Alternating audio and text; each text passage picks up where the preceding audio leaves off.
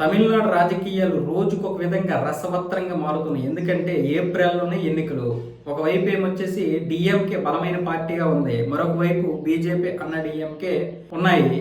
కానీ అవి ఓట్లు చీలిపోతాయి భయపడుతున్నాయి. విజయ్ సెపరేట్‌గా పోటీ చేస్తే. ఇప్పుడు విజయ్ బీజేపీ వైపు రాను, సిద్ధాంతంగా వాళ్ళది వేరు మాది వేరు, నాకు సిద్ధాంత శత్రువు బీజేపీ అన్నాడు. కానీ సొంతంగా చేసుకున్నటువంటి సర్వేలో దిమ్మ తిరిగే నిజాలు బయటపడ్డాయి. మీకు ఏ విధంగా చూసినా ఓట్ల శాతం 20-22% ఉన్నా సరే సీట్లు మాత్రం 12-15 వరకే వస్తాయి. మిగతా సర్వేలో 6-12 చెప్తే తన సొంత సర్వేలో 12-15 చెప్తున్నాయి. 15-16 అంతకు మించి రావు అంటున్నాయి. అప్పుడు ఓట్లు ఎంత శాతం వస్తే లాభం ఏంటి? రేపు సీట్లు ఎన్ని వచ్చాయి అనేది కదా. కనీసం 24 స్థానాలైన వస్తే కానీ అక్కడ ప్రతిపక్షంగా ఉండలేము. కానీ 24 కంటే ఒకవేళ డీఎంకే అంటే ఎన్డీఏ కనుక ఎక్కువ వచ్చాయి అనుకోండి, ప్రతిపక్షం అది ఉంటుంది అప్పుడు ఒకవేళ డీఎంకే గెలిస్తే. అందుకే ఇప్పుడు ఎన్డీఏ ఏం చెప్తుంది, విజయ్ నువ్వు సపరేట్గా పోటీ చేసి నువ్వు ఓడిపోయి మమ్మల్ని ఓడించే కంటే డిఎంకే గెలుస్తుంది, డిఎంకేని గెలిపించడానికి నువ్వు పార్టీ పెట్టినట్టు ఉంది. కాబట్టి ఈసారి మాతో కలువు, నీకు 80 స్థానాలు ఇస్తాం, 8 మేయర్లు ఇస్తాం రేపు ఇది స్థానిక ఎన్నికలు జరిగినప్పుడు.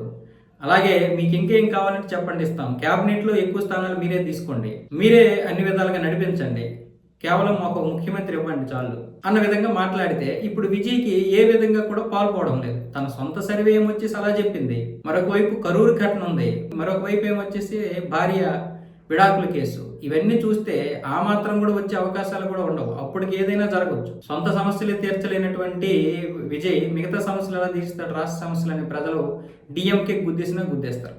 అయితే ఇలాంటి పరిస్థితుల్లో ఎన్డీఏలకు వచ్చే అవకాశాలు అయితే కనిపిస్తున్నాయి. అక్కడ వర్గాలు కూడా అవే చెప్తున్నాయి, రాజకీయ వర్గాలు. అయితే ఇక్కడ విజయ్ డిమాండ్ ఏంటంటే 80 కాదు, 100-110 స్థానాలు నాకు ఇవ్వాలి, క్యాబినెట్లో ఏమేమి ఇస్తారో కూడా మాకు చెప్పాలి, దాని గురించి క్లారిటీ వచ్చాకే మేము ఆలోచిస్తామన్న విధంగా విజయ్ వర్గం నుంచి ఒక ప్రతిపాదన బీజేపీకి వెళ్ళింది అన్న విషయం అయితే అర్థమవుతుంది. ఎందుకంటే తన సొంత సర్వే అలా చెప్పడం వల్ల విజయ్ ఒకటి వెనకడుగు వేశాడు.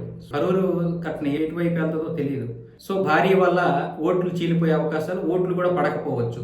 అందుకోసమని ఇప్పుడు ఈ యొక్క ప్రతిపాదనకి ఒప్పుకున్నాడు అన్నట్లుగా చెబుతున్నారు రాజకీయ వర్గాలు. దీని మీద ఫుల్ క్లారిటీ లేదు. కాకపోతే ఎడప్పాడి పళనిస్వామి ఇప్పటికే వ్యతిరేకిస్తున్నాడు. విజయ్కి 80 స్థానాలు ఇవ్వడము, ఉప ముఖ్యమంత్రి ఇవ్వడమే ఎక్కువ. మళ్ళీ ఇప్పుడు ఆయన గొంతమ్మ కోరికలు తీర్చారంటే ఇక పార్టీని ఉంచడు. పైగా ఎడప్పాడి పళనిస్వామి ఇంతకుముందు ముఖ్యమంత్రిగా చేశాడు జయలలిత చనిపోయిన తర్వాత. ఆయనకి ఇప్పుడు ముఖ్యమంత్రి అవ్వాలని ఉంది. విజయ్ లాంటి వస్తే ముఖ్యమంత్రి అవుతాడా?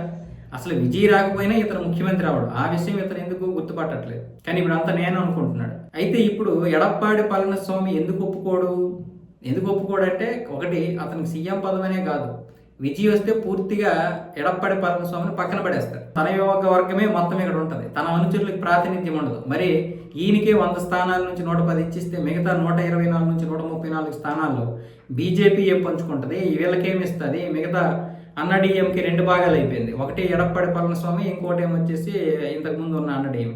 మరి వాళ్ళకేమి ఇస్తారు? వీళ్ళందరూ పంచుకుంటే ఏమొస్తాయి? అప్పుడు ఎక్కువ స్థానాలు విజయ్ దగ్గరే ఉంటాయి కదా. అప్పుడు విజయ్ ఆడిందే ఆట, పాడిందే పాట. మనం ఆది నిష్ఠూరం కంటే అంతి నిష్ఠూరం మేలు కాబట్టి ఇప్పటి నుంచి విజయ్ని ఎక్కించుకునే కంటే తరువాత ఓడిపోయినా పర్వాలేదు అన్న విధంగా ఎడప్పాడి పళనిస్వామి అంటున్నాడు. ఎన్డీఏకి అవేం అవసరం లేదు, ఇప్పుడు విజయం కావాలి. రాష్ట్రం నుంచి డిఎంకే నుంచి రాష్ట్రాన్ని కాపాడుకోవాలి. ఇక్కడ బీజేపీ ఎన్డీఏ గెలిస్తే తర్వాత ఎలా నడిపించాలో బీజేపీకి తెలుసు. బీజేపీ ఏమి తమిళనాడులో పుట్టలేదు, దేశం మొత్తం నడిపిస్తుంది. అక్కడ తన యొక్క హవా నడిపించుకోవాలి, తన యొక్క ఉనికిని కాపాడుకోవాలి. బీజేపీ అక్కడ పాతుకుపోవాలంటే ముందు అక్కడ గెలుపు కావాలి. తరువాత ఎవరు ముఖ్యమంత్రి, ఎవరు ఉప ముఖ్యమంత్రి అవన్నీ తర్వాత చూసుకుంటుంది. బీజేపీ ఇక్కడ కాదు కదా, 28 రాష్ట్రాల్లో చూస్తుంది, రాజకీయాలు చేస్తుంది.